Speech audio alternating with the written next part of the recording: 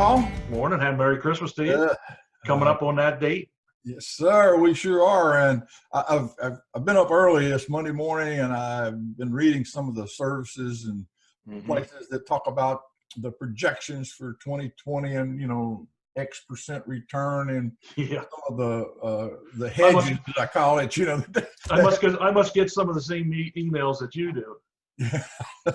But I'd like for you, as we've developed Stone Barn over the past year, let's take a little quick look back, and then we'll look forward. So give me your just generic impressions. That's a really good thought. There's a couple of things. One is you mentioned the past year. Well, the past year has really kind of been a testing period for us. I've been developing strategies for a long time, and doing presentations and talking about methodologies for developing sound strategies and how to test them.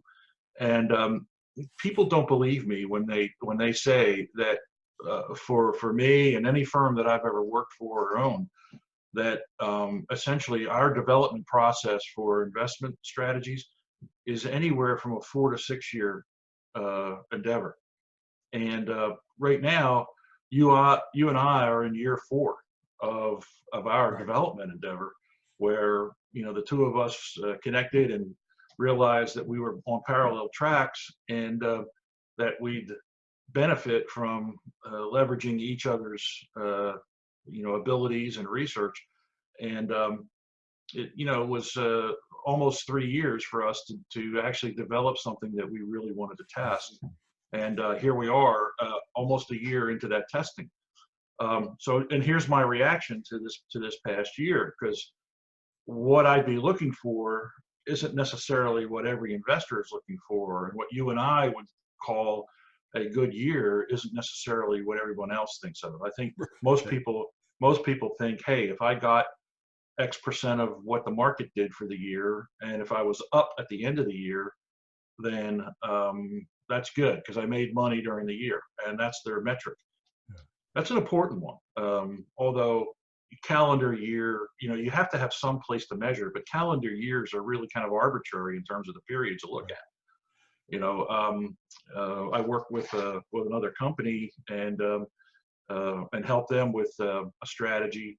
That strategy for the last, I guess, year to date, is trailing the S&P 500.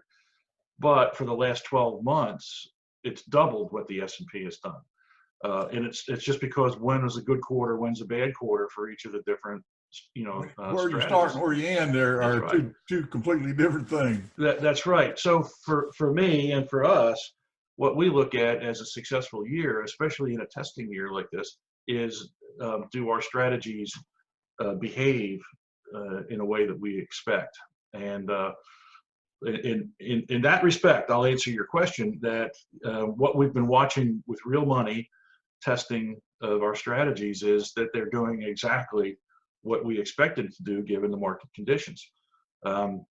When the market's in a huge rally and on a day-to-day basis, we tend to lag in performance on a day-to-day basis. When the market can't make up its mind, we tend to outperform.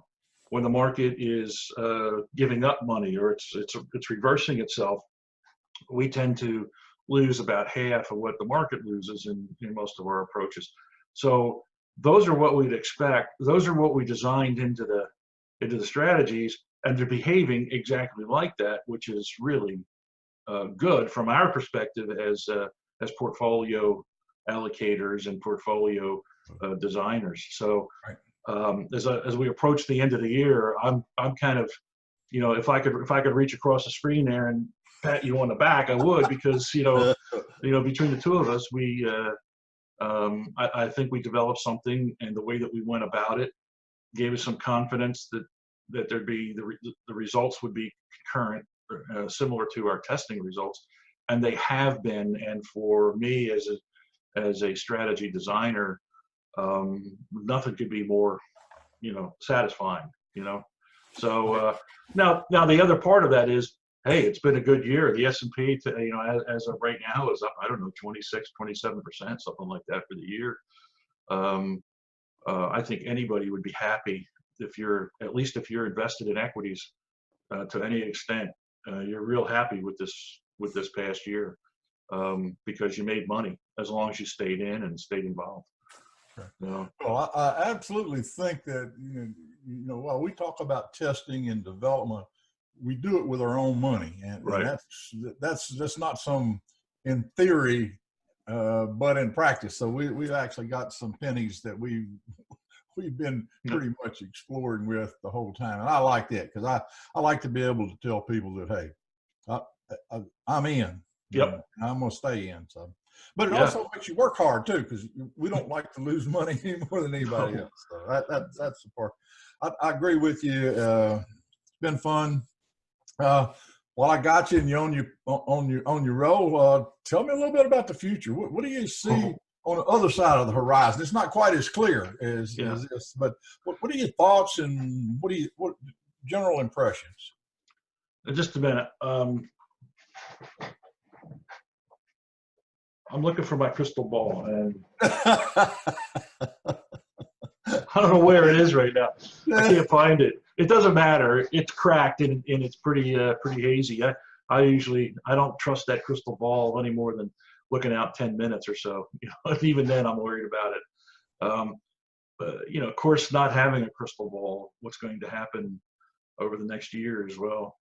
You mentioned reading through some articles this morning that are, you know, kind of touting what's going to happen next year. And I would say that you and I have been around long enough that if you're going to read articles like that and respond or change the way that you invest based on what they're saying, then you haven't been doing this for very long. Because I could guarantee you that they don't have crystal balls either. There's nothing that they have that can tell them what's going. They cannot anticipate a political upheaval. They cannot anticipate a nuclear. Let me say it right. Nuclear Iran. They cannot anticipate a natural disaster that you know, that takes out the industry and, you know, half the country or something like that. They can't see those kinds of things. But even beyond that, you know, anybody who's going to try to predict what's going to happen in the next 12 months is doing so based on some macro views of economies and global finances and such. And there's so many moving parts that it's very, very hard to get that right. I can tell you that if we do this again, and I'll put my hat on in 12 months, and we'll look back at what some of these guys are predicting, some of these guys and gals are predicting. Yeah, at least one of them is going to be right. But you know, and if they can do that 10 years in a row, then I think that there's something worth listening to. But otherwise, it's just fortuitous for them that their perspective on world events and world markets and finance happened to click this particular year. So I don't know what's going to happen.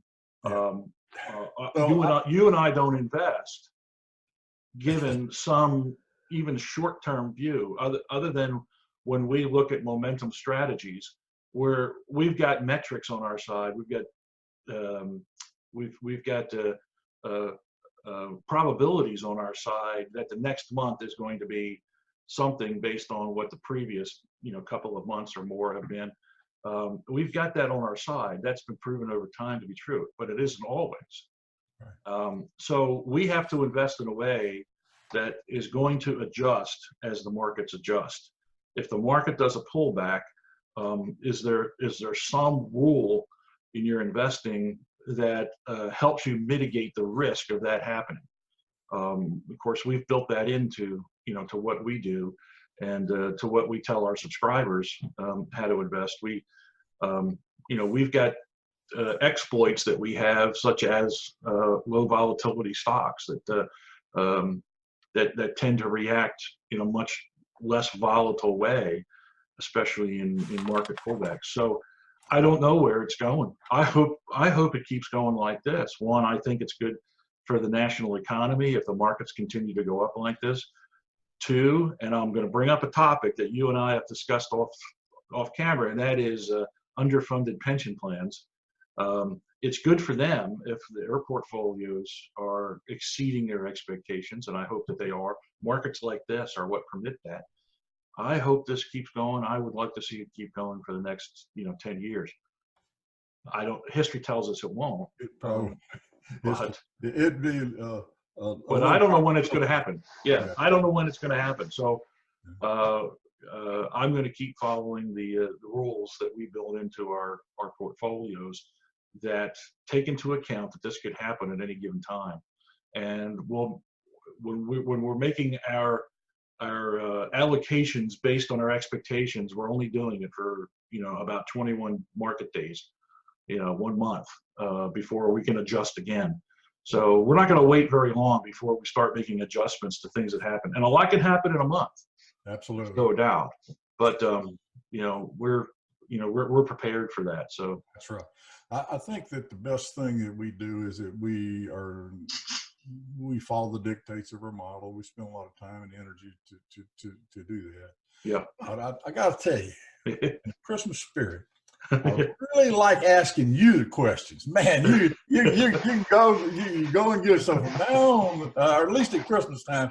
I'm gonna ask you all the questions. You got the big hat on, and so I'm ready for you. But as we close it out, I hope that we'll all be cognizant of people who may not be as blessed as we are, and if you can do a little bit of something to help them out. Yeah, I agree with you 100%. The company that I was in previously used to use the phrase "invest wisely, but live with purpose." And living with purpose means making the world a better place. Doesn't matter how you celebrate this season of the year, in my view. That's right.